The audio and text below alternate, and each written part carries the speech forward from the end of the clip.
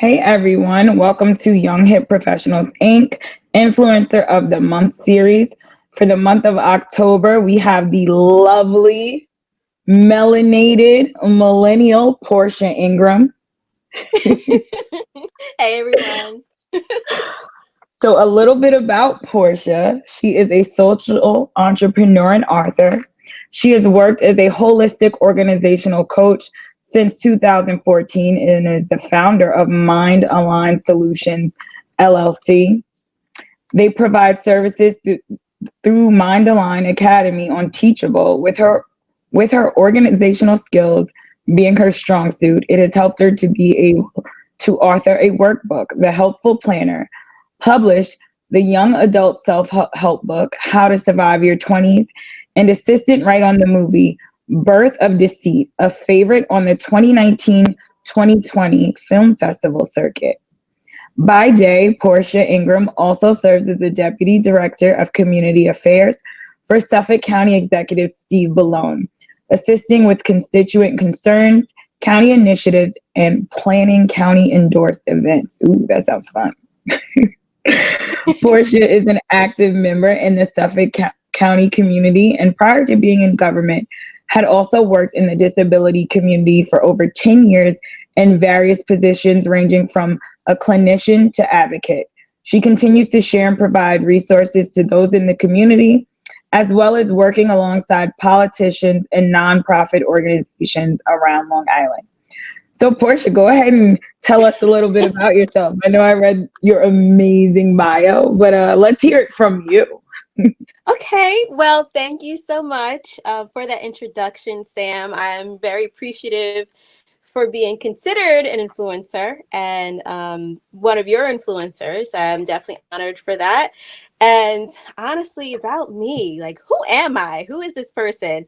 Like, my corny tagline I put in all my bios on social media is like bio in progress. Like, it's really Nice. corny, but like to me, it's really like I truly believe that I'm a multidimensional being, as is everyone else.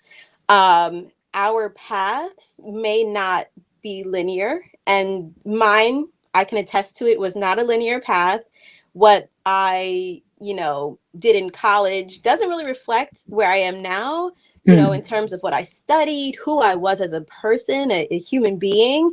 And, really, I did work as a clinician. My background is actually in the sciences and social sciences. So I graduated from Temple with a degree in communication sciences and disorders. yes. So my paper would tell me I was on track to be a speech language pathologist, but that didn't happen. And like many of us, especially millennials, it just, life throws you curveballs. You find out what you actually want to do in life and how you actually want to live, and things don't add up. Mm, Sometimes. And so you find a different course in life and you charter a different course and you hope for the best and do everything you can.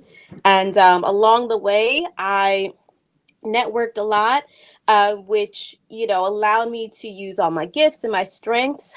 So I was able to meet someone who wanted to be director producer, was able to assist and help them wow. write on a film.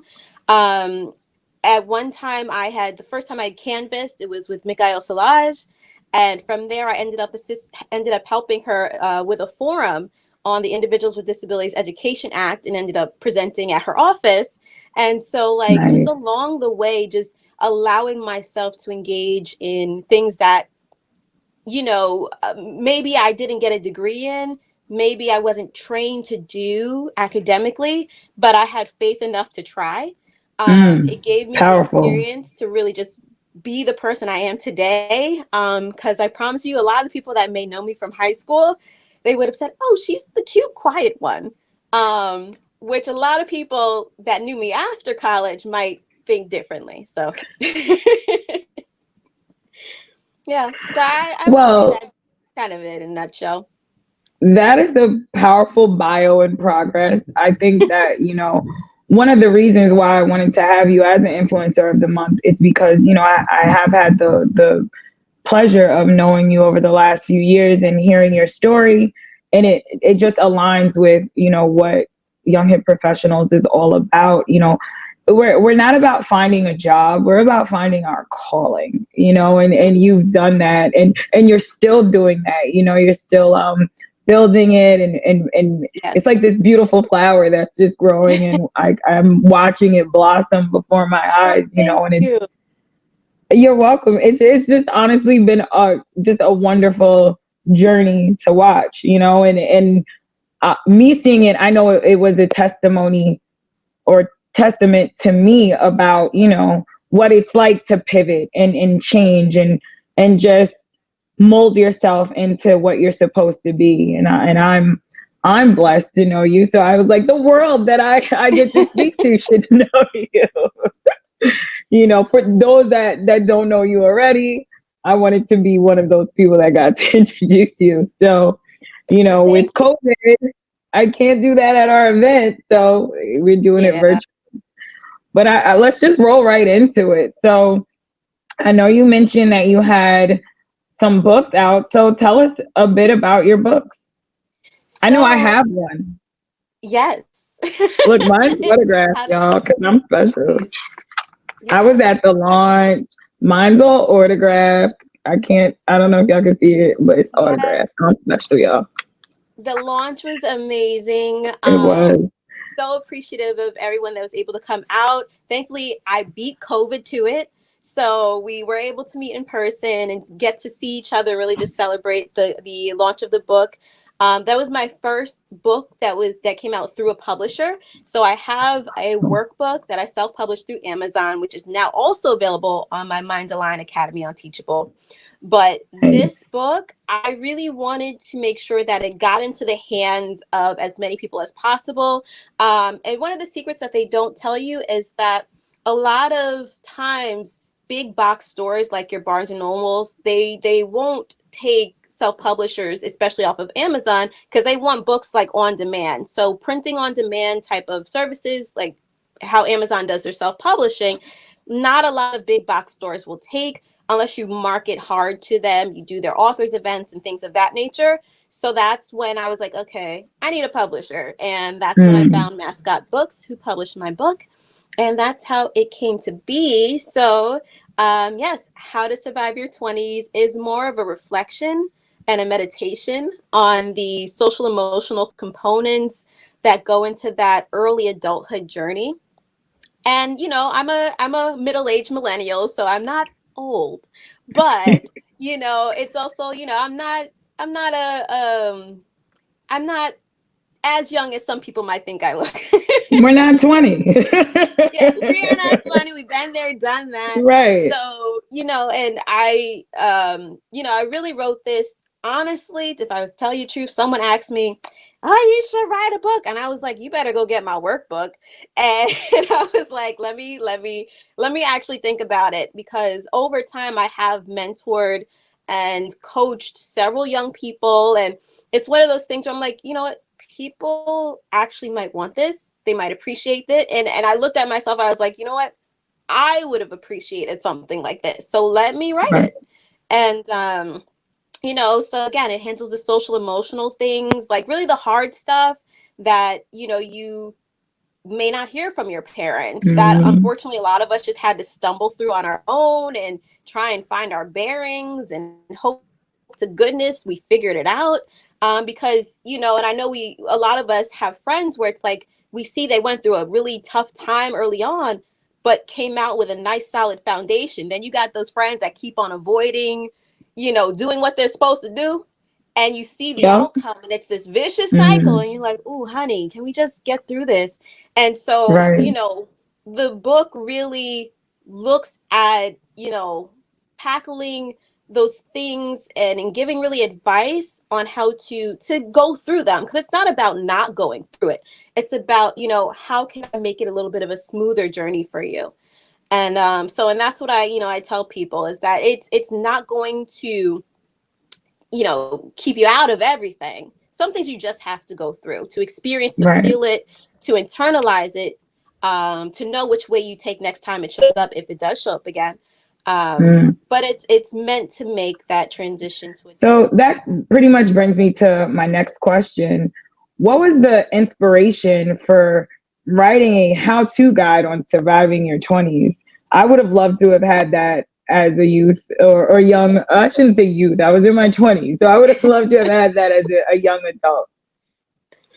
I mean, I joked about a friend, telling me I should write a book, but they were right. Like I took a step back and I was like, I have mentored young people and they needed to hear these types of things. And I thought back to myself and I'm like, wow, if it wasn't for my exes, if it wasn't for certain older female friends that came into my life that could kind of like help me through those bumps, I honestly, I don't know where I would have been. I don't know if I would have made like a fatal decision or just something that would put me on a completely different trajectory in my life. Mhm. So, I'm thankful for that. And I'm thankful that I was able to come out of that and really be able to have that social emotional intelligence to articulate, things to look out for. So, this is really doing that. And it's not meant to not keep you out of certain situations. Because I do think there are certain things that we need to experience, we need to go through, and we need to internalize so that we recognize it when it shows up and we recognize how we feel and what we do about those things when they show up.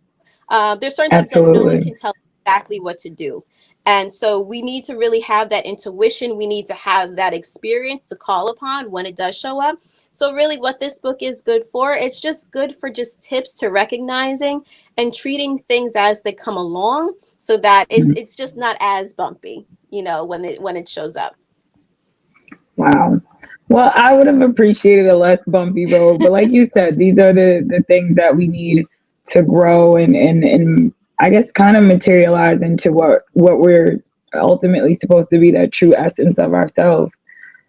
And when you think about, things that contributed to you becoming the true essence of yourself, who is an author that has inspired you?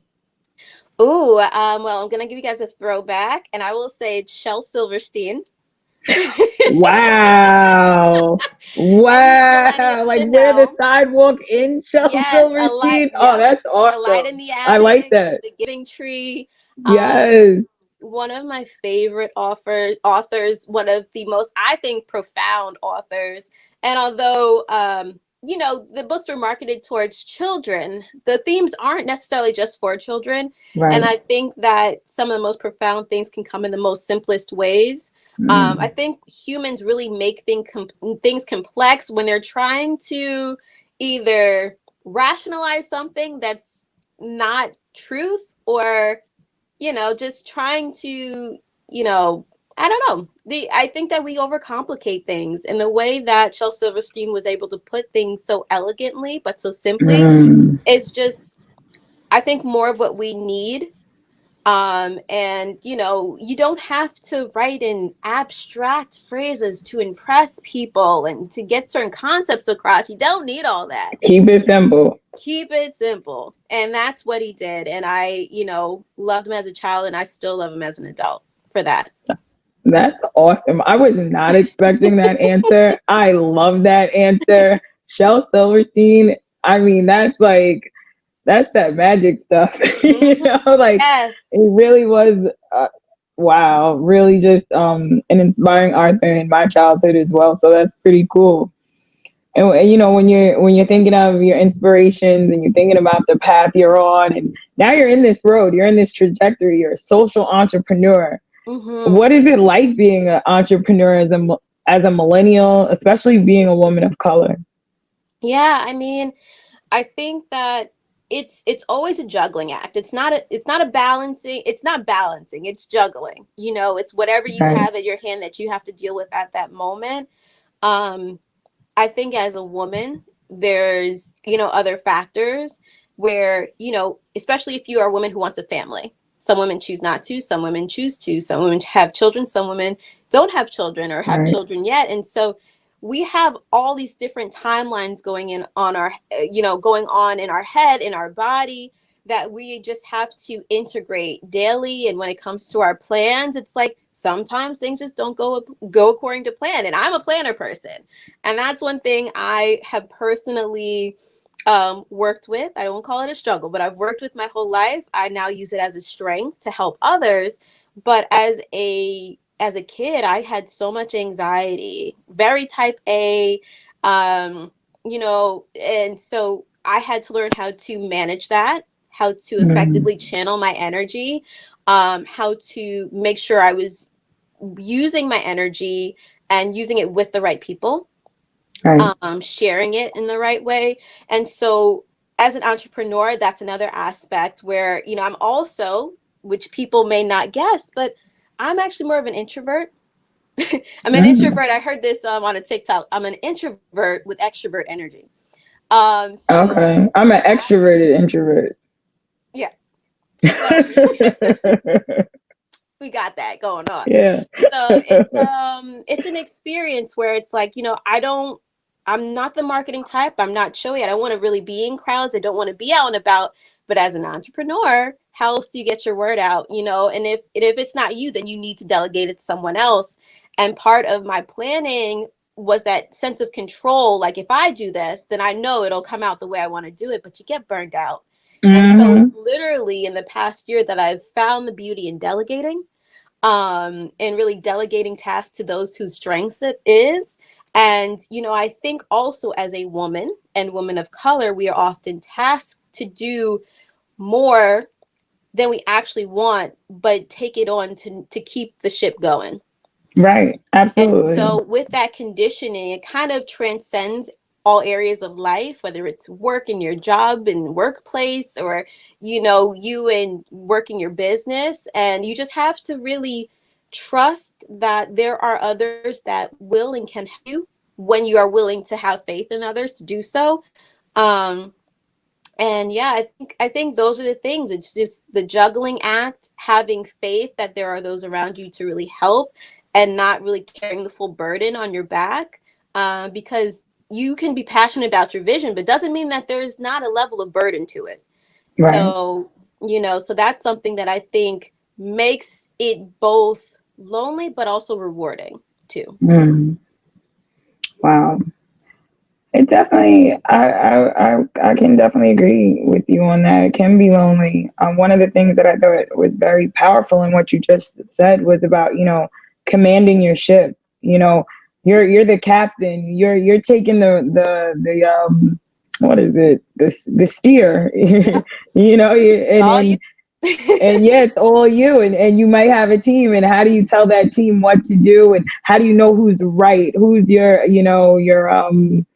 I forgot what the number Your two to a first mate. captain is. First mate. There you go. Who's your first mate? And if you were telling um our viewers that are in their 20s, how to be, or giving them advice so that they could command their own ship, um what is a piece of advice you would like to give some of our viewers in their 20s? All right. And this is especially for my type A people, but this works for anyone. Um, have grace with yourself, because you will lose more time in your pursuit to do whatever it is that you're trying to do, if you don't have Mm-hmm. grace with yourself. If you don't have grace with yourself, you will run yourself ragged, and Mm-hmm. you won't be able to see the areas that you can do, as you beat yourself up for the areas that you couldn't do, or didn't, that you don't feel that you're strong in. And procrastination sets in. So having grace with yourself can affect a lot of things when it comes to your productivity and just mental health and well-being. Because if people will try to run a great business, but if your mind's not there, or it's all over the place, your health may not be great. Those things will affect your business as well. So having grace with yourself, it's intangible, but it will Mm-hmm. manifest in the tangible, results. That's powerful.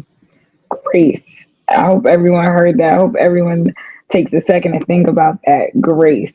Grace is sufficient. And Yes. you're going to need it all Mhm. throughout your life. So that's going to bring us to our final question. And I always like to make it a fun one, just something to show us who you are. And, Okay.